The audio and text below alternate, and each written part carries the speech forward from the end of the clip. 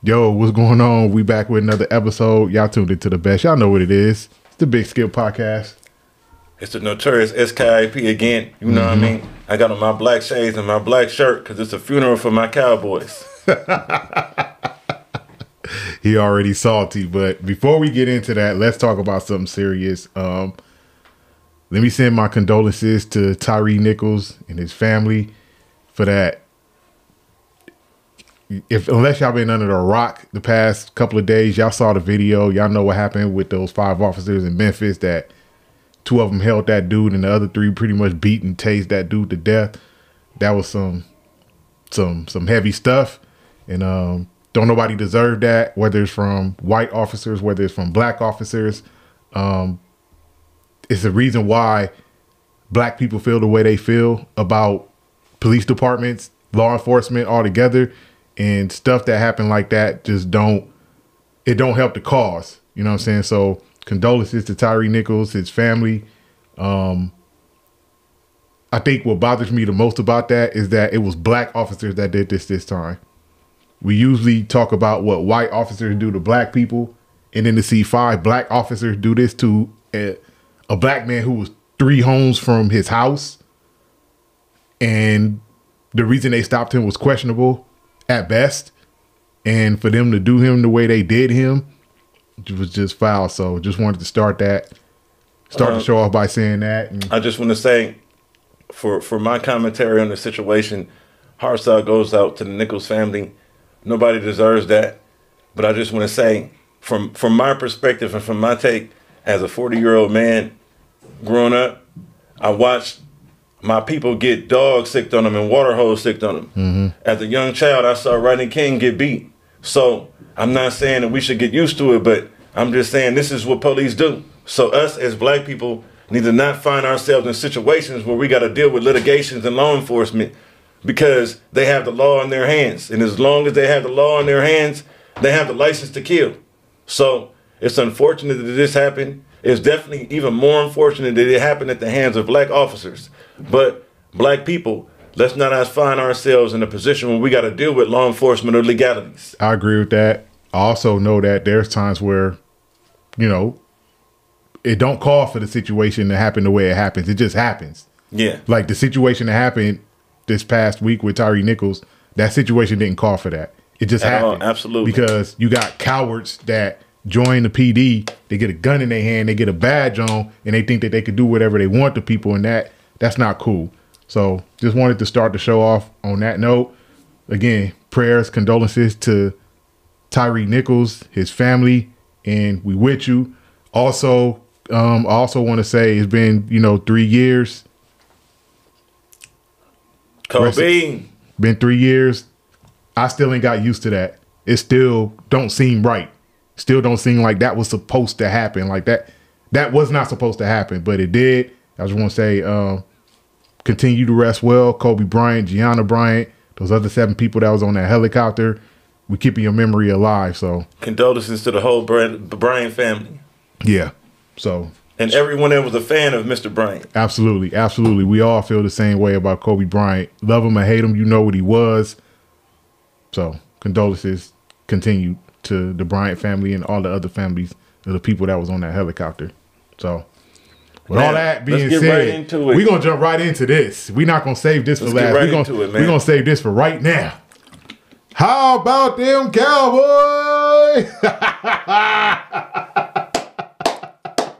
You got the floor. You got the floor. Go ahead. You know what? I just want to say that I've been a fan of the Cowboys for a long time. I've been waiting for this. So with that being said, as long as Jerry keeps hiring people that's in a position of coaching that's not going to be offended with him making personnel moves, or in the words of Suge Knight, if you don't want your executive producer all in the video dancing, this is the type of environment that Jerry's been having going ever since. I might just let him go the whole show. Ever since Barry Switzer left. And Barry Switzer was kind of like a dancing monkey himself. So it's like, it's been shown and proven. I've been waiting for this. It's been shown and proven that when Bill Parcells was our coach and when Jimmy Johnson was our coach, it didn't work out so well as far as Jimmy Johnson. Like, Jerry wants to win his way. Now, McCarthy, mid. Mm-hmm. Dak, mid. Mm-hmm. As long as we have McCarthy and Dak, we're going to be mid. Mm-hmm. The defense is on point. Mm-hmm. Everything is on point. The coaching from the head coaching position is not on point. Dak is not on point. Our defensive coordinator is on point. Our offensive coordinator is on point. Everything is on point. We've wasted a lot of years. We've had a lot of talented people in our organization. And just, I don't even know what to do anymore. I feel the same way I feel with the Cowboys as I feel with the Lakers. It's like, I can be mad, but it's like only so much that can be done because of the situation. Like, Rambis and Jeannie Buss's cronies is running the organization as far as the personnel. Yeah, we're not talking about the Lakers right now. We're talking about your Cowboys. I'm using the parallel. Oh, okay. I'm using the parallel. Yeah, don't deflect the focus.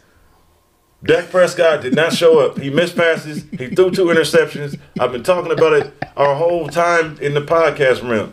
Dak Prescott is not the answer. Now, maybe he might have a late season renaissance like Tony Romo did, but by the time Tony Romo had the late career renaissance rather, he was older and injury prone, and that's how we got to the Dak Prescott era. Mm-hmm. So, shout out to the 49ers organization. Mm-hmm. Hopefully y'all beat those mangy birds, and that's all I got to say about that. Oh, that's it? I don't want to go on that long. It hurts. That's it? It hurts. It hurts enough. Hold on. You have to have more to say. There's a lot of people out there that are Cowboy fans that they need to hear more, man. They need to hear more. I know that's not all you got to say. I know there's more. Come on, Cowboy fan. I just want to say that it's been the same ever since. No, we're not even going back that far.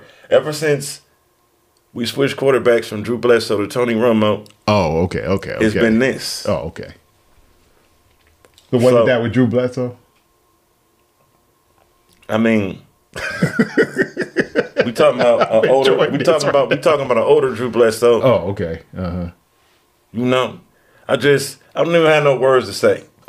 No words can describe how I feel. No words can explain, like, Jerry's 80. Mm-hmm.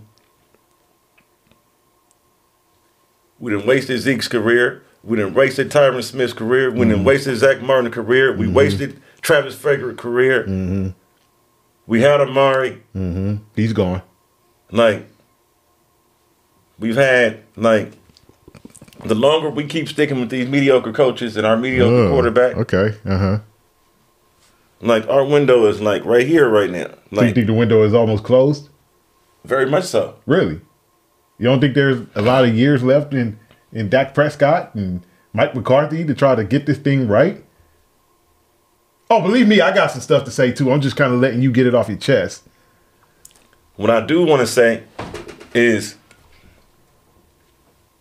unlike my guy right here and some other 49er fans I know that are respectful, yuck it up, laugh it up. Y'all better win the fucking Super Bowl. And if y'all don't win the fucking Super Bowl, I'm fucking clowning all summer 23. It don't make no sense. It doesn't make no sense to get to the altar if you're not going to get married. Now, here's what's wrong with y'all ain't won no Super Bowl in 28 years. We haven't. 28 years. We haven't. So, we haven't. So all the disrespectful 49er fans out there, remember that. But here's the thing. Now, here's the thing with the smart 49er fans, like myself and a lot of my friends that are 49er fans. We know that. We know we haven't won in 28 years. We're long overdue, just like y'all long overdue. Here's the problem, the difference, should I say, between the 49er fans. Before you even start your spiel, I just want to say great win. I'm not a sore loser. Great win, great game. Thank you. I can ask for more, but my quarterback, as I said in the last podcast, not throwing it to the team with the red jerseys. Unlike a lot of other Cowboy fans that I know that weren't gracious in defeat, I appreciate that. But here's my take. We've been humble. We know we ain't won nothing in years. So we're not going every year. We're going to win the Super Bowl. We're going to do this. We're going to do that. No. We know it's not that simple. There are some Cowboy fans out there that every year they're going to win the Super Bowl. I was listening to the Breakfast Club the other day. Charlamagne, the guy, and DJ Envy interviewed Stephen A. Smith. Stephen A. Smith went on another show and said, you know what Charlamagne said to me after the cameras went off? You know we're going to win it next year. That's the shit I'm talking about. Why do y'all think y'all going to win the Super Bowl every year? Every year for 27 years. We going to win the Super Bowl. We going to win the Super Bowl. No, y'all not. How about get to an NFC championship game first? Pause. I just want to say every fan starts the season off with that belief. Even the Dookie teams. Listen, like I said, get to an NFC championship game first. Win the NFC first. I agree. Before some of y'all fans start talking about winning the Super Bowl. Now let's talk about the game from my perspective. Here's why I saw wrong with the Cowboys outside of the obvious. Dak Prescott. Can't throw it to the other team. I told you this man throws 2 interceptions, you're going to lose. How many interceptions did he throw? Damn near 3. Damn near 3, but he threw 2. Now, one right before halftime when y'all was driving. Scoring position. In scoring position, in the red zone. And he throws a pick. We go get a field goal. Me, that was the game right there on top of something that I told you earlier that you was fighting me on, but I told you this. Tony Pollard. The second he went out the game, y'all off it. No. He's not an every down back. And neither is Ezekiel Elliott. Ezekiel Elliott. We can't depend on him to get 30 carries and it just be him. You can't depend on Zeke Elliott to get 100 yards and 30 carries. He's a short yardage back now. That's all he is now. Let me give you Zeke. Hold on. Let me give you Zeke. Is it that? Or is it that our quarterback is a fucking bum and nobody respects him? What that got to do with Ezekiel Elliott running the ball? That means that shit is not going to be right. 10 carries for 26 yards? Right now. What are we? 10 carries for 26? Right now. 10 carries for 26 yards. I feel you right now. Whatever you say bad about Zeke is not the problem. Dak is. So your running back, your RB1 carrying 10 times for 26 yards is not a problem? Was we really going to run on y'all? You got Ezekiel Elliott. Remember? I feel it. He's an every down back, remember? I told you. Trying to run inside the numbers against the 49ers ain't going to work. You know what Ezekiel Elliott is? Inside the numbers. Y'all outside the numbers running back is Tony Pollard. He makes a difference. I told you that. He's the explosive running back of the two. He's a gadget player. He's the explosive running back of the two. You want an explosive play from the run game, you give the ball to Tony Pollard. You need 3 yards on a 3rd and 2, you give it to Ezekiel Elliott. Now, let's go to another aspect that I saw was wrong with the Cowboys.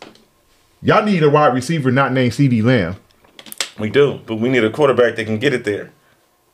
CeeDee Lamb got the ball. He played. CeeDee Lamb played great Sunday. T.Y. Hilton didn't get no catches. The tight end, he had a touchdown pass. Y'all tight end had Y'all tight end had 2 bonehead plays on that last drive that cost y'all the game. Number 1, you play football long enough, you know the rules. Forward progress, getting out of bounds, stop the clock. You don't catch the ball and let them push you back. Clocks keep going, regardless if you go out of bounds or not. His second bonehead play, the play on the sideline, that got him the ball. He had 1 foot down, brought that foot up, caught the ball, 1 foot down, step out of bounds. Are you serious, dude?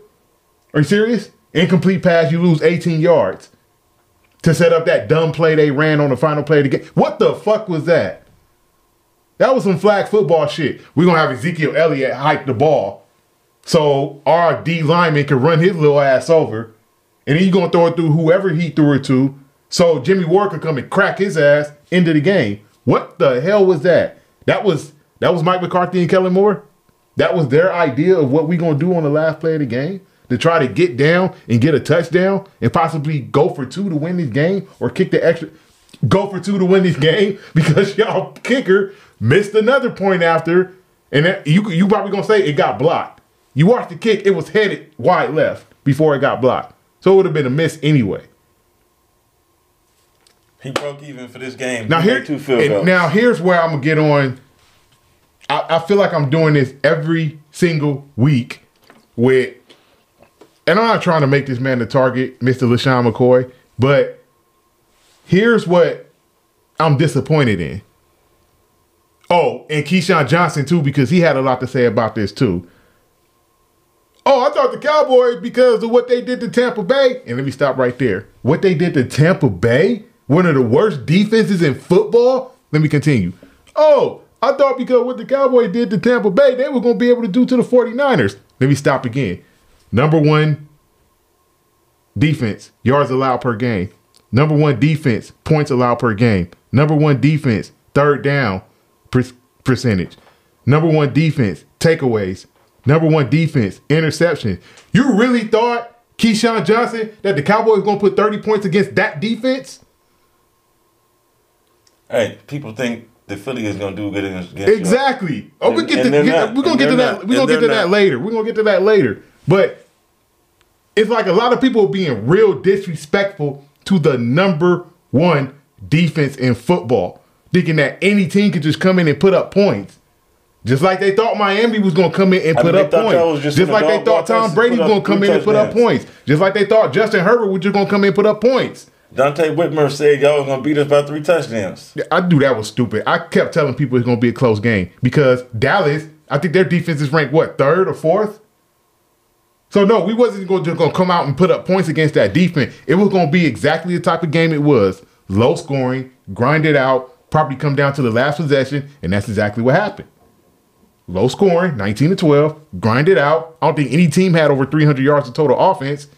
Last possession, it came down to the last possession. We had to get a stop, and we did. So I'm not here to pour on to the Cowboys. Listen, the Cowboys had a good year. 12-5 ain't nothing to laugh at. Y'all had, if I'm not mistaken, I think y'all offense was number 2 in the league or number 3 behind Philly and Kansas City. You know, so what the Cowboys did this year ain't nothing to laugh at. I think the Cowboys are the fastest team in the league on defense, which is why their defense is so good. We saw Michael Parsons throw Matt McGlinchey around like he was just a fucking piece of paper that one play. Like, we got to make sure we resign Pollard, Van Der Esch, and the rest of our free agents, the notable ones. Yep. So, Cowboys had a good year, but it's over. It's over. Hey, after last year, and I'm going to be real with you and all my Cowboy fans and Cowboy Nation. After last year, them niggas set me up for the fall. So I've been cautiously optimistic all season. So with that being said, it's like one of my guys, he said, you knew this was going to happen. And I said, like the drunk uncle in your family, you want to hope that my nigga get it right. But, you know. But all the smart people. I thought that Dak wouldn't give the game away. And at the end of the day, it came down to Dak and his turnovers. But that's what happened. Y'all scored points off the turnovers. That's what happened when you play the number. Off the turnovers won't be the difference. That's what happened when you play the number 1 defense in football. They not number 1 on accident. 12 in a row doesn't happen on an accident. That's where the win streak is now, 12 in a row. So now that we've looked back, let's look forward. San Francisco, Philadelphia tomorrow. What you expecting? I'm expecting Philadelphia to get punched in the mouth. Now, Philadelphia is a physical team, too. I'm expecting the 49ers to come out and assert the type of smash mouth football that they play. Like last week, every time everybody on our team caught the ball or made a move, defense is right there. They right there. And they're not just right there. They giving you them remember me hits every time. Exactly. So I don't think Philly is built like that. I don't. Really? Nah. Okay. That's okay. I don't think their defense is built like that. I don't think their team is built like that. Their defense is definitely not built like that. You know? I don't think they can hold y'all like we do. They got like we did to 19 points. Yeah, I don't know if that's gonna happen either. I still think it's gonna be in the 20s game. I think Debo is gonna eat. Of course, I got us winning because this is my team and the 49ers was my pick to come out the NFC. So of course I got us winning. I think I got us winning by 4. I think the score is gonna be 24-20. I think we're gonna get a stop at the end of the game. Winning by 10. Nah. I think it's gonna come down to our defense again. It's gonna get a stop on 4th and whatever, and then we'll force them to throw an incomplete pass. and then we'll take over on downs and down the ball and be headed to Arizona for the Super Bowl. See, this is the thing, right? I don't want to be disrespectful and say 2 touchdowns like I was going to say. But the shit that Jalen Hurts does, he will not do on y'all. Absolutely no circumstances. Under no circumstances what he did to the Giants will he do to y'all. Well, yeah, we're not the Giants. So, and that's another thing, too, that I feel like the 49ers are getting overlooked because a lot of the talk about the Eagles is, oh, we saw what they did to the New York Giants. We're talking about the New York Giants. We're talking about a team that went what was their record? 9-7-1 on the year. They had a good year, solid year, decent year. Dabo's probably gonna win Coach of the Year. They made the playoffs. They beat an overrated Vikings team, and then they ran into a real team and got shown that they don't belong. They not ready for this yet. You know, they're not ready for that kind of football yet. You know, real playoff football. The Eagles beat them the way they beat them because the Eagles were supposed to beat the Giants like that. Everybody, a lot of people, let me not say everybody, a lot of people been saying that the Eagles win over the Giants was more impressive than the 49ers win over the Cowboys because the Eagles beat a divisional opponent like that. Here's my take on that. Yes, the Eagles beat a divisional opponent 38-7 because they are that much better than that divisional opponent. Right? People also overlooking the fact that that same 49er team in the wild card round beat a divisional opponent like that because they are that much better than that divisional opponent. I'm talking about the Seahawks. Yeah. So the Seahawks, we basically showed them like, y'all not ready for this. The Eagles showed the Giants, y'all not ready for this. That 49ers Cowboys game, that's playoff football. Definitely. That is playoff football. That's what I'm expecting Sunday. Ain't going to be no blowout. Neither way. It's not going to be no blowout. It's going to be a one-possession game. And I got San Francisco winning. I'm not going to pick the score. I just got San Francisco winning. That's just my thing. Now, there was one other game I wanted to talk about that happened last week that I thought was going to be a lot more competitive, but it wasn't. The Bengals beat the Bills 27-10 in their house, in the snow. All that stuff that was going on with the Bills, DeMar Hamlin, this, that, and the other. Again, we glad he out the hospital. We glad he at home, recuperating. Great story. But the Bills aren't, in my opinion, as good as the media made them out to be. Because they got embarrassed. That they did. They got embarrassed. I don't know. You can't get embarrassed like that in your house and then people still think that you ready. They not ready to me. Right. So with that Cincinnati win, we got the other AFC Championship game tomorrow. Bengals, Chiefs, second year in a row. The Bengals didn't beat your favorite quarterback, Patrick Mahomes, 3 times in the last 2 seasons. They beat him twice last year, beat him once this year. I just want to say, if everything holds the status quo, here we go, and T. Higgins and the rest of the crew do what they're supposed to do, Chase and them, I don't even feel like it's gonna be a game. You think Cincinnati gonna blow them out? No, I'm saying that they're gonna win, but Kansas City don't have the defense to stop their offense. No, they don't. And Mahomes is not 100%, regardless of whatever. He's playing. I watched the clips of him in practice. He was moving real gingerly. Yeah, he's still moving gingerly. So a high ankle sprain. You're not going to be 100% on a high ankle sprain a week later. That's why I don't understand how he's playing on a high ankle sprain. But, I mean, it's the AFC Championship. Yeah, AFC Championship game, Super Bowl on the line. You got to get out there, and you are the heart and soul of that team, so you got to get out there and play. He has huge huevos, Holmes. I'll give him that. You going to actually respect him now? I respect him for his tenacity and for his toughness in light of the injury that he's facing. Mm-hmm. Not as far as his accomplishments and prerequisite skill set.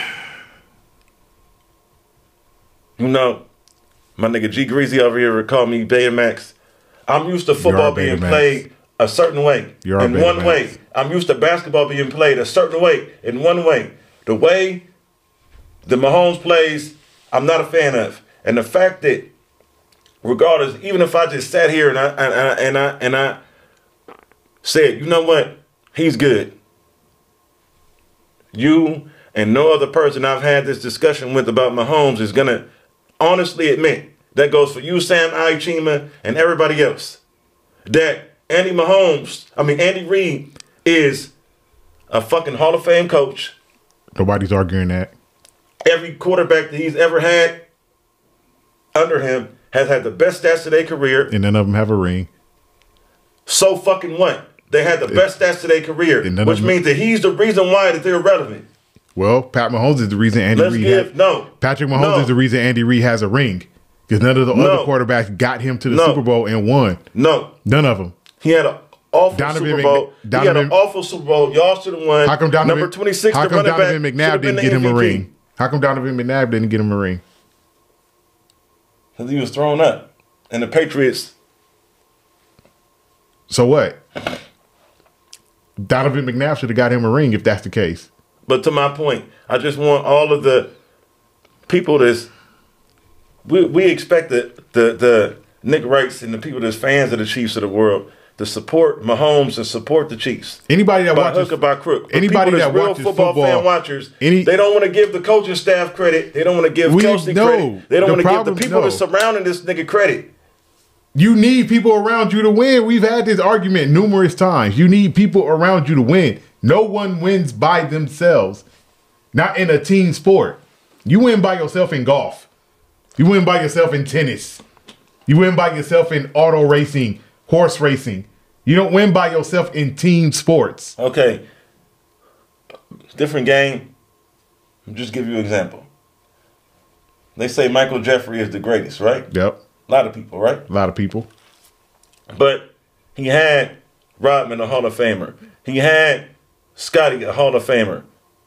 You just made my point.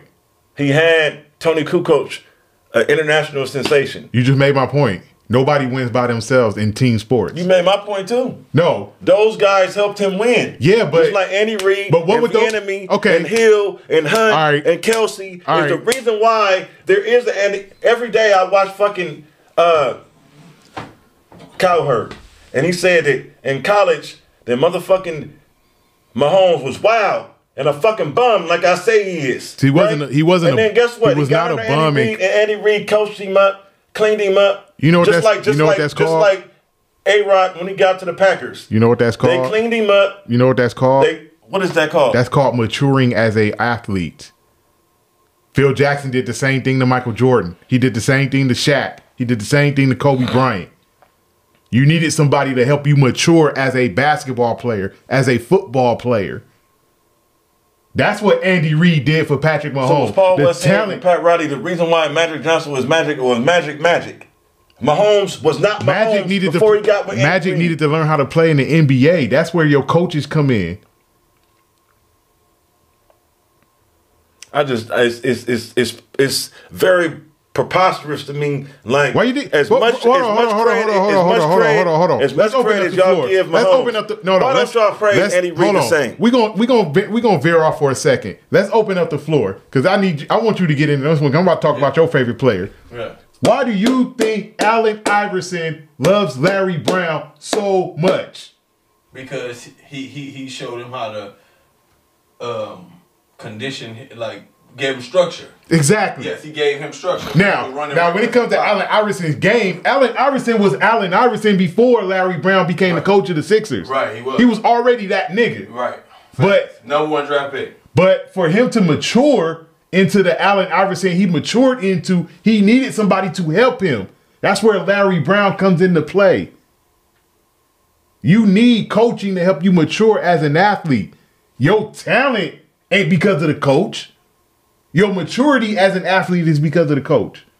So that's why I don't get your argument that Patrick Mahomes is only Patrick Mahomes because of Andy Reid. No, Patrick Mahomes is Patrick Mahomes because he's talented. Patrick Mahomes is a mature football player that knows how to win in the NFL because of Andy Reid. But his talent is his talent. Patrick Mahomes will be good anywhere he plays. Okay. Anywhere. Any system. This is my comeback to that, right? Doug Peterson left out from under Andy Reid's coaching tree, went to the Philadelphia Eagles, coached up Carson Wentz and Nick Foles, and won a Super Bowl. Nick Sirianni has coached up Jalen Hurts, and they're in position to go to the Super Bowl. This is Andy Reid's coaching tree. This goes to show how strong Andy Reid is. But who said? Why? Nobody's saying coaching don't matter. No one's saying that. Doug Peterson made Trevor Lawrence relevant. Trevor Lawrence is the number one draft pick. He was already relevant. Makes Mahomes relevant, and Mahomes wasn't even a first round draft pick. He first of all was a first round pick. He went 10th in his draft. Now let me ask you this about this. Now you always saying that. You know who else wasn't a first round draft pick? This motherfucker that they call the Mr. Irrelevant, the GOAT. Oh, when did he get drafted? Who you talking about? Tom Brady. When did Tom Brady get drafted? When I heard you say I think it was the fifth round. The fifth goddamn round. The fifth round. Whatever it was. Whatever it was. Was he the shit in college? No. He was a backup at Michigan, if I'm not mistaken. Goddamn. So hold up. So that makes you. Because I think he played behind Brian Greasy at Michigan, right, if I'm not mistaken. So he was the fifth round. He was a fifth or sixth round pick. All you fans out there, pause for station identification. Press that like button, press that subscribe button, press that share button. And to all you Raider fans out there, y'all niggas know, Tuck. Everything about Tom Brady, shady, started off on some bullshit. The Tuck rule, this. Listen. Get that nigga out of here. Get him out of here. I didn't say they didn't do no bullshit. But nobody ever said that. That man definitely wasn't recruited, definitely wasn't highly. So even if he not as great as they say he is, the fact that he even could have been a starting quarterback coming from that point down low, why Patrick Mahomes? He had more exposure than Tom Brady. Patrick Mahomes didn't win no Heisman, wasn't a high draft pick. I don't even know about this nigga. Patrick Mahomes went in the first round. Patrick Mahomes went in the first round. I heard about Lamar Jackson. No, Patrick Mahomes went in the first round, sir. All the first round draft pick guys that came out in his. I don't know who Patrick Mahomes is. Yeah, you do. Did Tom Brady win the Heisman? Hell no. Nothing. Hell no. Look, so that's what I'm saying. So what was the difference? Great question. In the words of Sean Corey Carter, I don't know you, dog. You making me uncomfortable. You didn't read Who the fuck is Patrick Mahomes in college? Brady? Nothing. Who was Tom Brady in college? Nothing. Who was Tom Brady when we first got to the NFL? Nothing. Tuck rule. No, I said when we first got to the NFL. Tuck rule. He was nothing. Tuck rule. Tuck rule didn't happen when he first got to the league. Patrick Mahomes was more known if it weren't for the Tuck rule, and Tom Brady, if it weren't for Tuck rule, we wouldn't even know who Tom Brady is. They would have went back to Drew Bledsoe. Like they should have never went away from Alex Smith. He's a fucking bum-ass college system quarterback that's coached up, and y'all niggas won't even fucking give Andy Reid the credit he deserves. You won't give Patrick Mahomes the credit he deserves. He deserves no credit. Yes, he does. Yes, he does. Yeah, bro. Just like Mark Jackson made the Warriors. And he gets credit for it. As he should. But he didn't win no championship. Steve Kerr don't deserve no credit. Yes, he does. He didn't breed those players. He didn't make them. Yeah, but he made them champions. Bro, Phil Jackson didn't breed Kobe Bryant and Shaq. No. But he made them champions. He didn't breed Michael Jordan and Scottie Pippen, but he made them champions. Right. So what's your point? What was the coach of the Tampa Bay Bucks when they won the Super Bowl? John Gruden. He won the Super Bowl with Tony Dungy's with Tony Dungy's players. Just the same way as so how come Tony Dungy couldn't win? So how come Tony Dungy couldn't win a Super Bowl with those same guys? How come Mark Jackson couldn't win a championship with those same guys? How come Doug Collins couldn't win with them? How come Dale Harris Jackson won with Dale Harris's guys? And how come Dale Harris couldn't win with Kobe Bryant and Shaq? Because Shaq is what? No. I don't even want to say it. Man, let me tell you. Get us fucked up. Let me tell you something. That nigga's the type of nigga that Shaq. That nigga's the type of nigga. Bro. Get him out of here. Get him out of here. No. Get him out of here. Get him out of here. Get him out of here. 1998. Kobe was great. 1998. The Lakers went 61-21. The Lakers had 4 All-Stars. Shaq, Kobe, Nick Van Exel, Eddie Jones. Why come they couldn't win the championship? Because Shaq didn't show up. Shaq did show up. They lost to an old-ass Utah Jazz team. They got swept. How does that happen? Just Stockton and Malone are great. So is Shaq and Kobe. We got the soon-to-be third all-time leading scorer, and we got the all-time leading assist scorer. Leader. So Shaq and Kobe wasn't great? Kobe is great. Shaq not great? You really about to sit there? Oh my! Can I respond to that? Can I respond to that? Shaquille O'Neal, I would love to kick it with you. I think you're a fun dude, but in the words of Sean Corey Carter again, you got a little flow, that's cool with me. You got a little cars, little jewelries. He's all right, but he's not. In my opinion, I want to see a nigga that can make free throws, make a jump shot, that can do something other than throw his elbow and shoulder and arm into people's faces and dislodge people and play football, basketball. You want to see the robot? So, just because somebody is 50 to 100 pounds more than somebody, and, you know, that's just my opinion take on it. If he'd have been regular size, not overweight, not out of shape, how great would he have really have been? And that's my question for another day. And it ain't just me saying he was out of shape and overweight. Kobe said it. Rest the soul, rest the dead. D. Wade said it. Pat Riley said it. That's why that nigga wanted to trade him to the Phoenix Suns. I seen Shaq in shape for 4 years. When he was in Orlando, actually 5. When he was in Orlando, the first 4 years before he came to the Lakers, and the first year with Miami. I never seen him in shape. So I don't know how great Shaq is. He never developed no jump shot. He never developed no moves outside of the paint. He didn't have no free throws. He was a fucking liability. So when you and other people say that he's great, how great is a person that's a liability? I don't know if I can do this anymore. Now the Dream Olajuwon, that's something else. Oh my God. Oh my fucking goodness.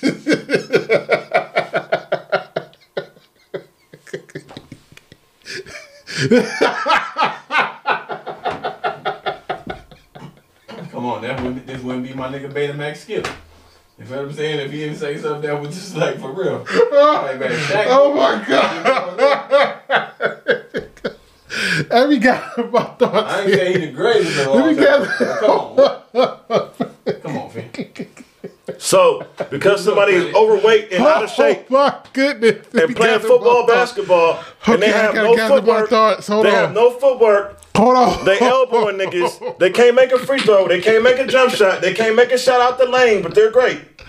Oh I'm I'm lost, my nigga. Oh man. Okay, hold on. Bring it back. Let me get this straight. You're telling me Shaquille O'Neal is not great. That's what you just told me? He's great, but not as great as you hold him and other people hold him, or even as great as he holds himself. So you telling me the nigga makes no free throws, has no jumper, can do nothing outside of the key. So how are you great when you can't do everything? the fact that you bring up the fact that he doesn't shoot outside the key, I mean, in the era he was playing in, somebody 7 foot, 300 pounds shouldn't be shooting outside the key. The Dream did it. Duncan did it. Robinson did it. Those guys did it. Those guys aren't 300 pounds. And Shaq is better than all of them not named Hakeem Olajuwon. He's not better than Mr. Duncan. He's better than David Robinson. David Robinson will tell you Shaquille O'Neal is better than him. Patrick Ewing will tell you Shaquille O'Neal is better than him. Tim Duncan will tell you Shaquille O'Neal probably on a level with him. We can have that argument. Only Tim Duncan and Hakeem Olajuwon. We're not even going to talk about Tim Duncan because Tim Duncan was a power forward, not a center. So let's X him out of the conversation. I'm not fucking with the fat, flabby and sick and washed up like Larry Holmes type body ass nigga. And then you said Shaq was only in shape his years in Orlando. And and 1 year in Miami. So he never was no more. So he was never in shape with the Lakers? Never. Ever. Not one. You need to go check. Not one. 1999, 2000. He wasn't in shape. The year he won MVP, he wasn't in shape. My nigga was blubbering. He was not. No, he was not. No, he was not. So what was him and Shaq? Him and Kobe rested there. Yeah, in 2004. You know when that started? That started at the end of the 02 season, going into the 02-03 season, when Shaq said, "I got injured on company time. I'm a heel on company time." That's when it started. And then the next summer, when he said, "This is my team. Do it my way. If you don't like it, opt out." That's what made Kobe Bryant say, "If it's your team, all right, it'll be your team. That means stop coming into camp fat and out of shape." Shaq admitted this himself.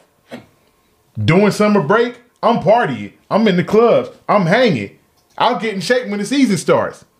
Compared to Kobe Bryant, who was in the gym every day.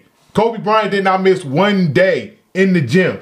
Whether he was working on his game, whether he was lifting weights, whether he was doing cardio, or whether he went to the track by his house and ran. Kobe Bryant and Shaq were wired different.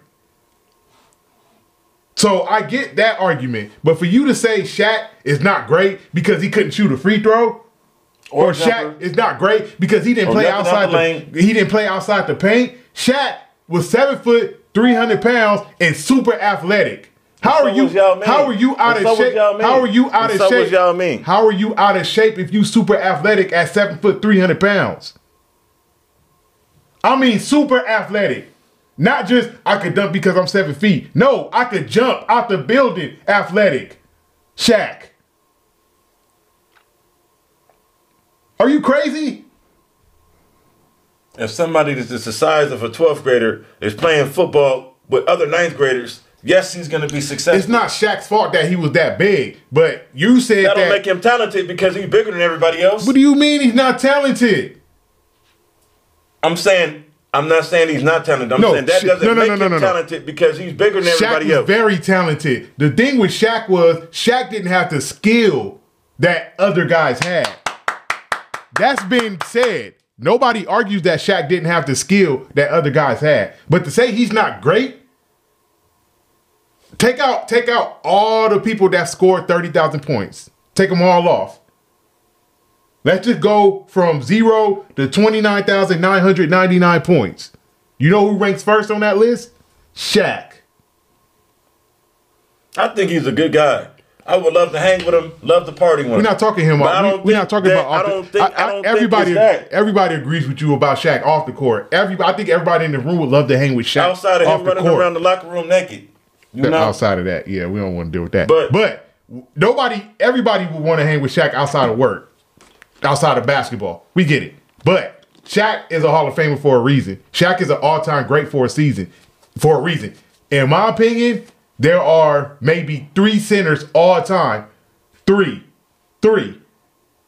That can hold the argument, I'm better than Shaq. Hakeem Olajuwon. I'm about to name him. I'm about to name him because you about to say some bullshit. So I'm about to name him. Hakeem Olajuwon, Kareem Abdul-Jabbar, Wilt Chamberlain, with 4, and Bill Russell. That's it.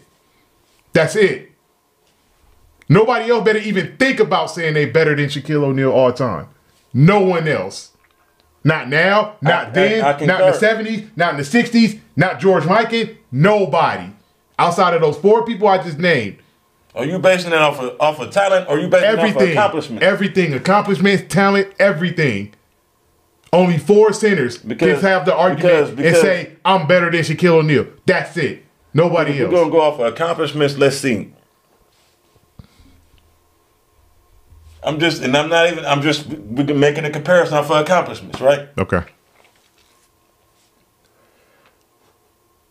Mr. Robinson has 2 gold medals. Mr. Robinson has a MVP. Mr. Robinson has scoring championship, 2 championships. So I'm just saying, are we going game or are we going accomplishments? All right. Because we can't put Ewing in it because he don't have the accomplishments that Mr. Robinson has. Okay. Let's talk about accomplishments. You said David Robinson has a scoring title, right? He's a scoring title MVP. He scored 71 points. Mm-hmm. He has 2 championships. Okay. And 2 gold medals. Okay, so let's go off of just those, what you just said. David Robinson has a scoring title, so does Shaq. David Robinson has 2 gold medals. Shaq has 1. David Robinson has an MVP. So does Shaq. David Robinson has 2 rings. Shaq got 4. David Robinson's career high is 71. Shaq is 61. Kind of even right there, right?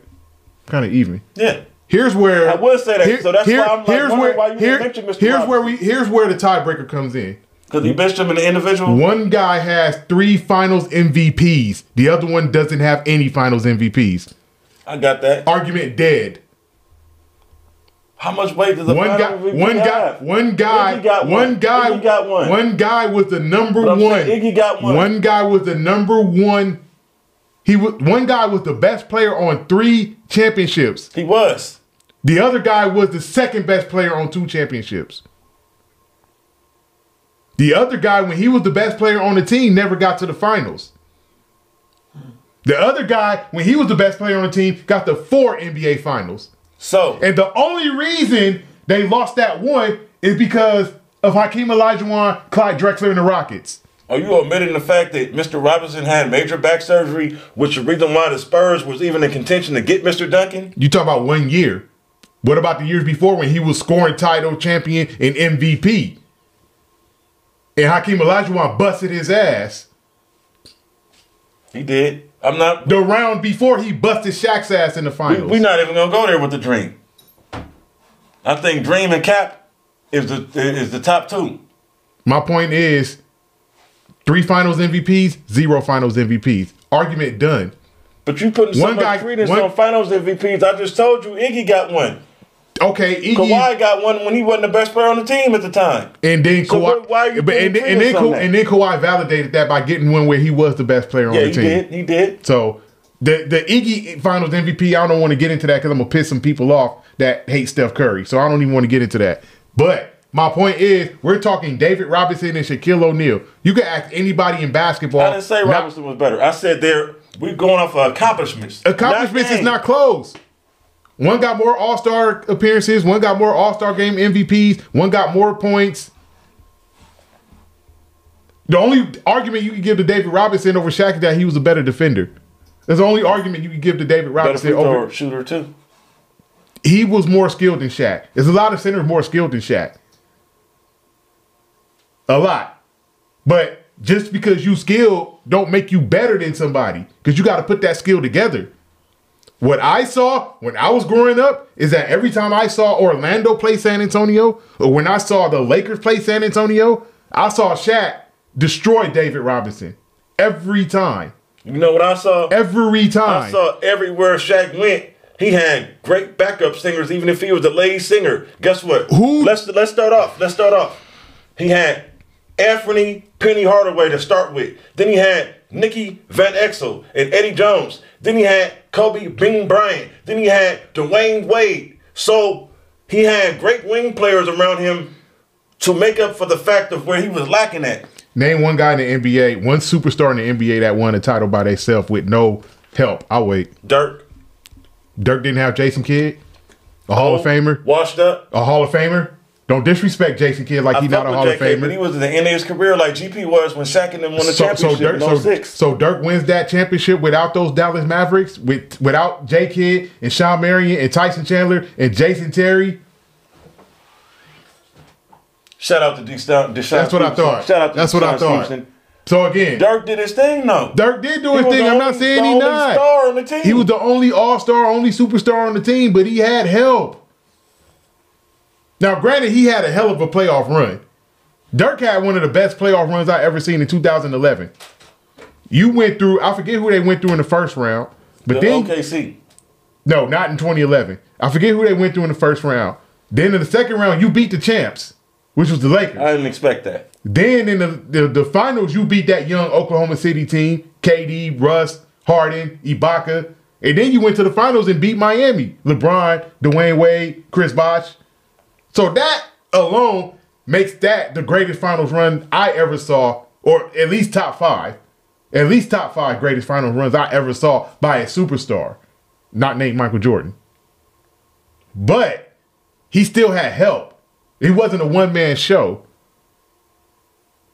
No superstar has won as the one-man show. not Michael Jordan, not Magic Johnson, Dwayne Wade not Dwayne Wade, Antoine not Walker, Kobe Bryant, GP, not LeBron White Chocolate, James, Shaq, get on my not back. Tim We down Duncan, 2-0, I got it. not Hakeem Olajuwon, not nobody. Not Isaiah Thomas, not Larry Bird, nobody. Nobody.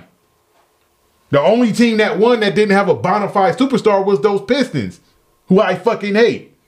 Yeah. And will forever hate. Yeah. You know what I'm saying? But I don't hate Joe Dumars, but I hate the rest of them. I hate the Pistons. But nobody has won, no bona fide superstar has won by themselves.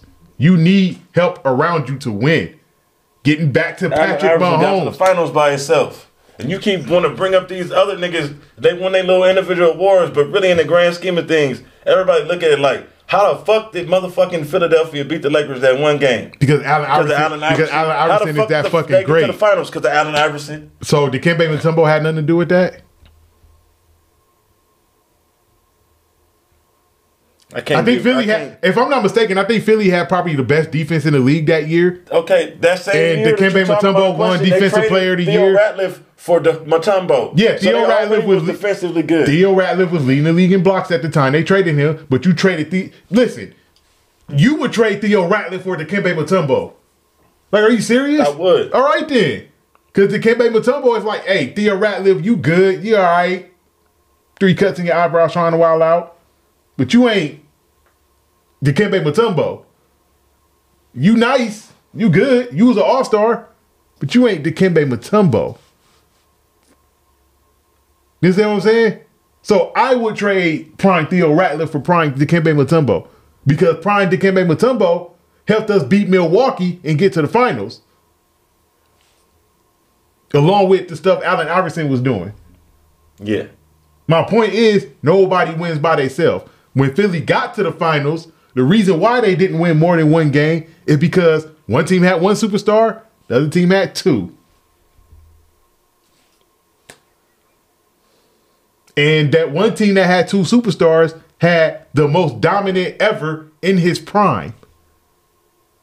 Granted, I'll argue anybody all day about what Kobe did in that series, this, that, and the other, but the most dominant ever in his prime wasn't losing to anybody in his prime.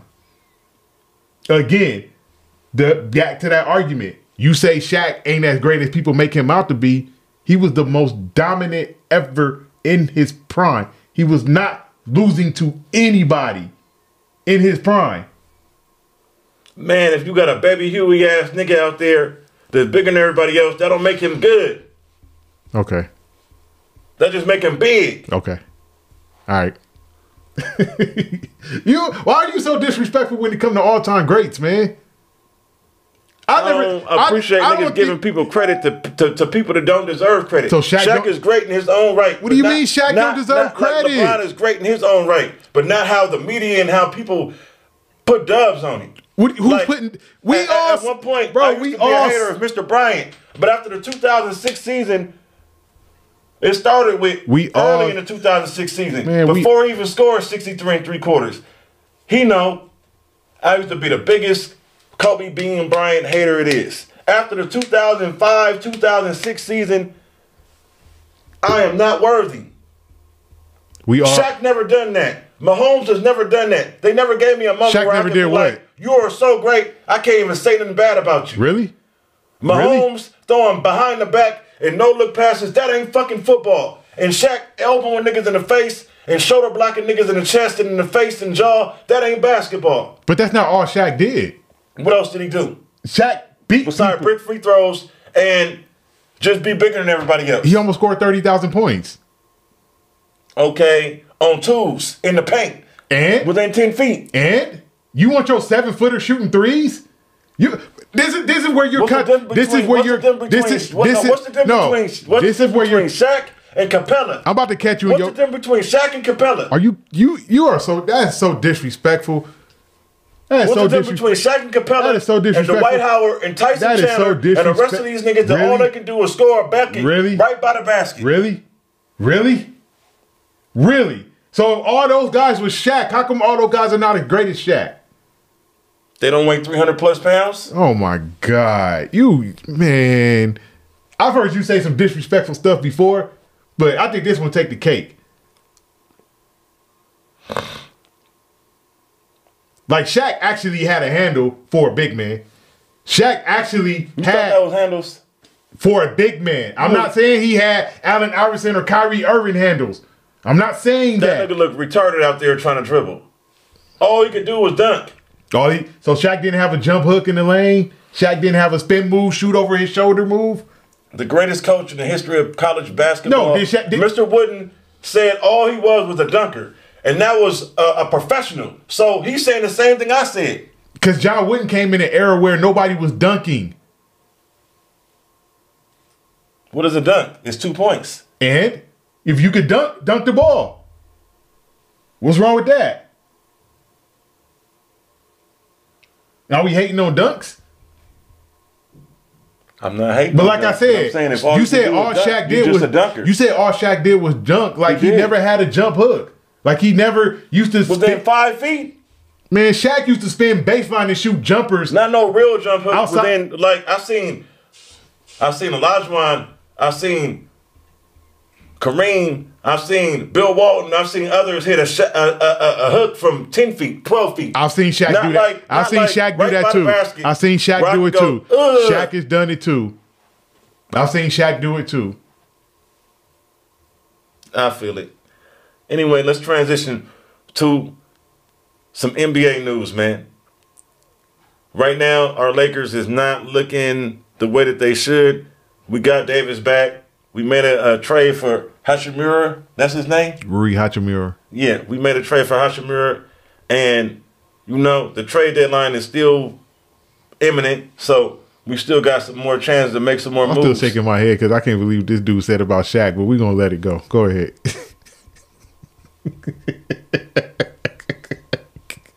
Listen. Hey man, if we was picking an all-star squad, Which is something else I want to get into is the all-star. If we was picking an all-star squad, I'm gonna have skilled players that can do everything on the court, not just be in the lane, clogging the lane, can't shoot no free throws, can't shoot no jumper, or a liability. You are. And stamina, conditioning, get him out of here. Listen, if I'm picking an all-star game, I know the all-star game.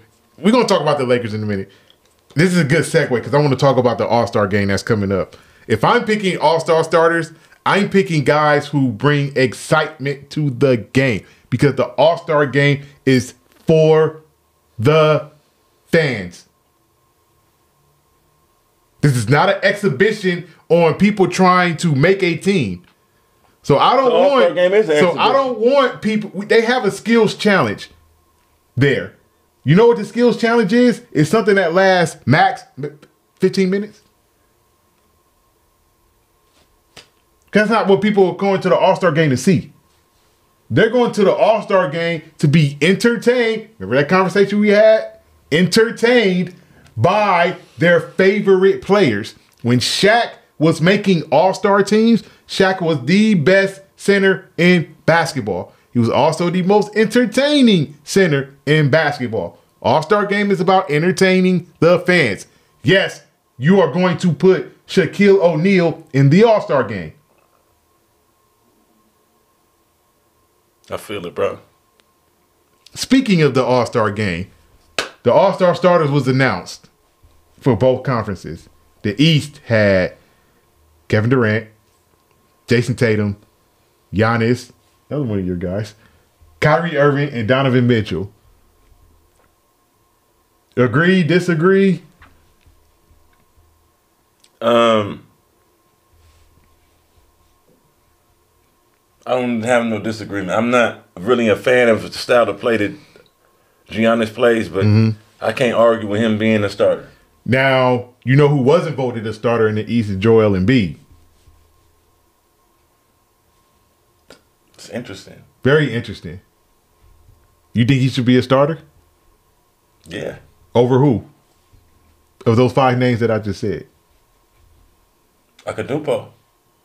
Think he should be a starter over Giannis, huh? Yeah. Okay. We'll leave that there. What about the West? Actually, I agree with you. I think Embiid should be a starter. Should he be? I just don't know who I take off that list because Kyrie? no, Kyrie and Donovan Mitchell stay up there. It's really, if you take somebody off the list, it has to be somebody out of KD, Giannis, or Jason Tatum. Who do you take off out of those three? You said Giannis. I don't know. I would take KD off only because he's injured. Well, that's we don't why. know if he gonna play in the game. That's why Embiid is going to eventually be a starter because KD is injured. So we'll go with that. We'll take KD off because he's injured. In the West, it was Jokic, it was LeBron James, it was Steph, Luka Doncic, and Zion Williamson. Agree or disagree? Because I disagree with one of those. Yeah, I think they should take Luka Doncic off and put Ja in his spot. I don't know about that one. I don't know about that one. That's tough. That's not the one I disagree with. And I want to get into the one I disagree with.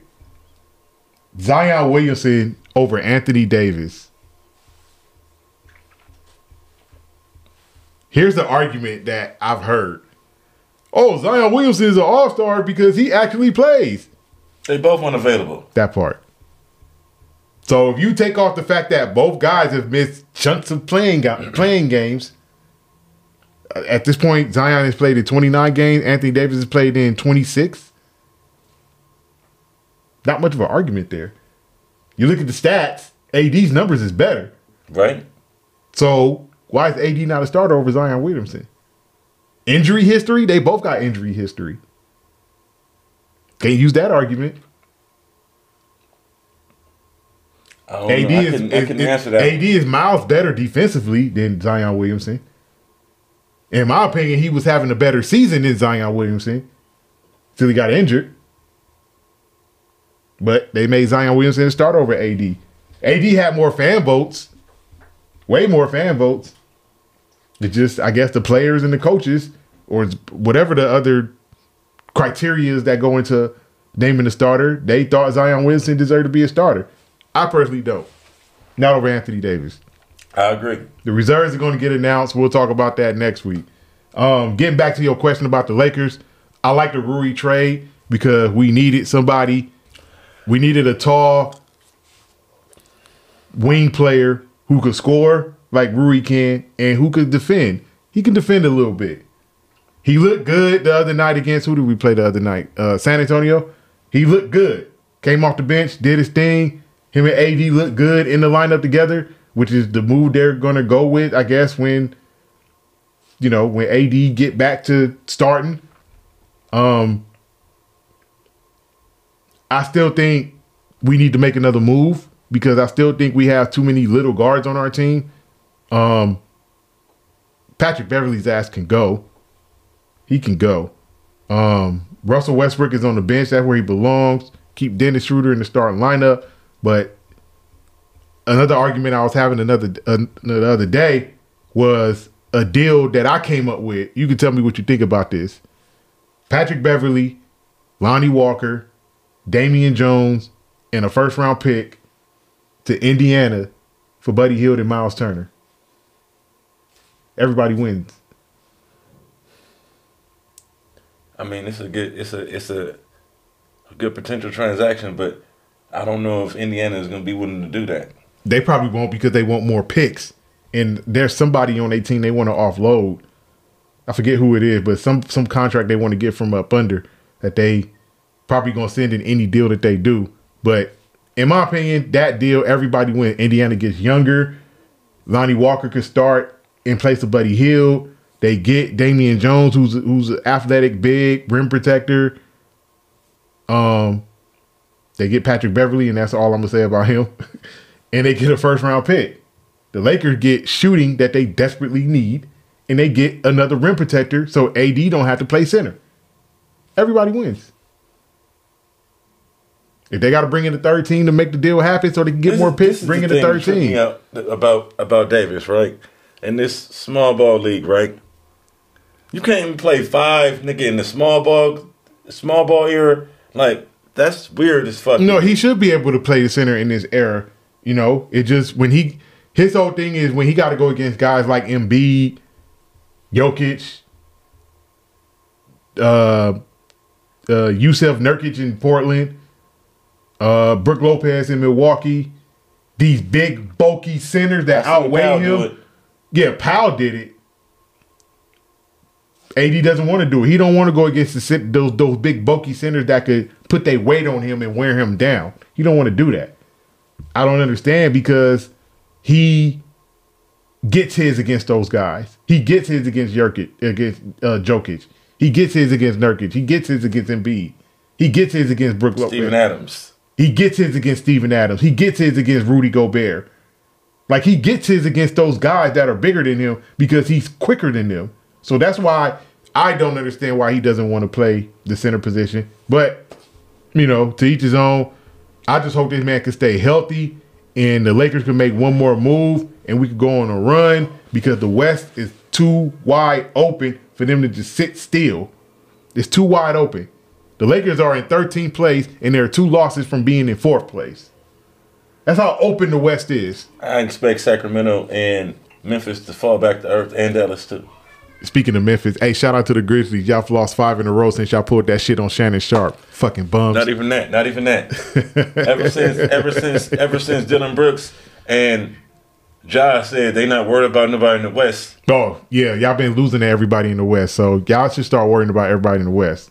But let's start getting on some heads. Get on the head. You want to go first? Who you get? Dakota, Rain. Oh yeah. Prescott. You gotta go first. Get on his head. Dakota, Rain, Prescott. I'm not the smartest man in the world, but last time I checked, our colors are silver, blue, and white. So you are a millionaire, bro. I don't know if you need glasses, LASIK surgery. Only thing I can say to you is since we stuck to you, bro, stop throwing it to the other fucking team, bro. Please, my nigga, I don't give a fuck if you do nothing else. I prefer you to be the quarterback you was when you first got to us, made minimum mistakes, and made the right plays. You wasn't the reason why we lost. Now you're the reason. Like Mahomes isn't the reason, you are the reason that we lose. And you can't be the reason. Like, I will never own a Dak Prescott or Tony Romo jersey because I can't sit up here and walk around looking stupid.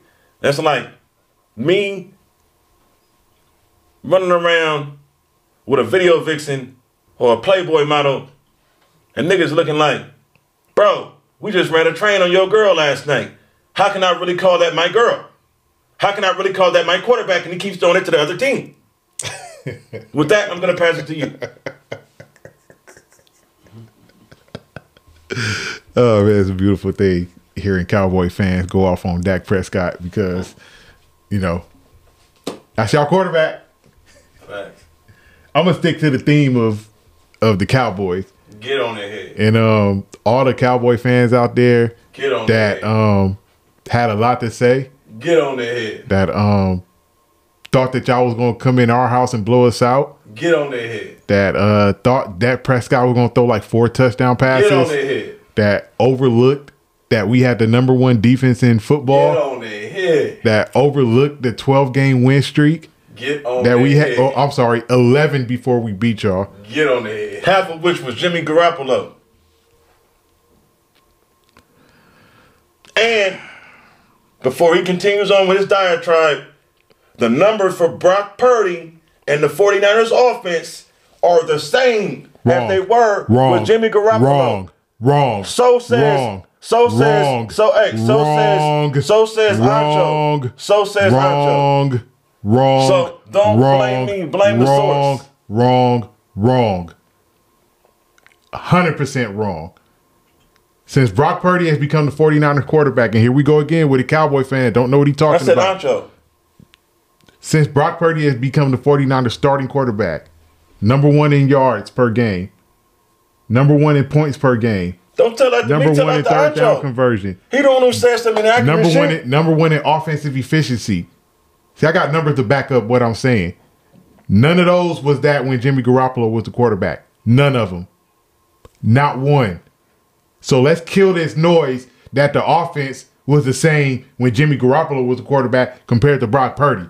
No, it wasn't. Now, I was winning. you could win. Don't mean the offense numbers was the same because they weren't. Now, back to what I was saying. All you Cowboy fans that thought y'all gonna come in our house and whoop our ass, how y'all living this week? How y'all been this week? I don't really want to get on y'all head, even though it's get on their head. I just want to check y'all temperature. I want to see how y'all living. Now, this ain't for the Cowboy fans that were respectful. This is not for y'all. This is for the ones that was disrespectful. How y'all feeling this week? Y'all good? Everything okay with y'all? Just want to check and make sure y'all good because y'all had a lot to say. Y'all thought y'all gonna be playing this week. Y'all sitting at home watching us play this week. I just want to make sure y'all good. Make sure everything is okay. Y'all not, y'all, your TVs is still up on the wall. You ain't burned your jerseys or anything like that. You're not outside standing in line at Walmart or Target trying to buy another TV that you're going to break again next year when the Cowboys lose again. I just want to make sure you guys are okay because mental health is an important thing. I don't want nobody to be going all off on the deep end trying to, do something that's going to cost you for the rest of your life. You understand what I'm saying? It's just football. It's just football. I get it. It's been 27 years. Hell, it's been 28 years for us if we lose Sunday or if we lose in the Super Bowl. It's going to be 28 years for us. You know what I'm saying? So, I get it. It's been a long time since y'all won a Super Bowl, even though we've been to 2 Super Bowls in our stretch, and y'all haven't even been to the NFC Championship game. But hey, I digress. I just want to make sure you guys are okay. Y'all ain't breaking any more TVs and putting it on Instagram and TikTok and YouTube and Facebook and all that stuff because TVs are expensive. They're not cheap, So I'm going to need y'all to stop punching TVs and stop running over TVs with your trucks and throwing your TVs on your floors and things of that nature and all that stuff. You lost to the better team. It happens. It's okay. It's okay. You know what? I'm going to get on Jerry Jones' head, too. Are we keeping it Cowboys today? Yeah, I'm going to get on Jerry Jones' head, too. Go ahead. Gerald Wayne Jones. You are an innovator. You've brought a lot of prestige and success to the Cowboy brand. But as long as you keep hiring yes men and sucker butts and people who are going to be under your thumb, the only other person that has say-so in the Cowboys organization is Stephen Jones, who will one day be your successor, who actually has competency. So we got a message from a watcher, Sammy Chima. He says, yo, Finity, stop the Patrick Mahomes hate. You know what I'm saying? For real, though. So that was Sam just said. Stop the Patrick Mahomes hate. I heard that. I heard that. Oh, man. Hey, Samuel, I'd have known you since Audubon. Stop being a Ram fan. Oh, man, I love it. Yeah, that was back to Gerald Wayne. I love it. I love it. Back to Gerald Wayne. Shout out to Sam. Stop hiring sidekicks and cronies. Stop hiring people that's not qualified and fit to do the job. That's the reason why Sean Payton don't want to come fuck with us, because he needs carte blanche. You want to be the owner and the GM. Like, Jerry, you better stop trying to be the motherfucking NFL version of Vince McMahon. You see how that's going. They finna have to wind up selling the company because he fucked up. All or nothing or some or something. Figure it out, Jerry.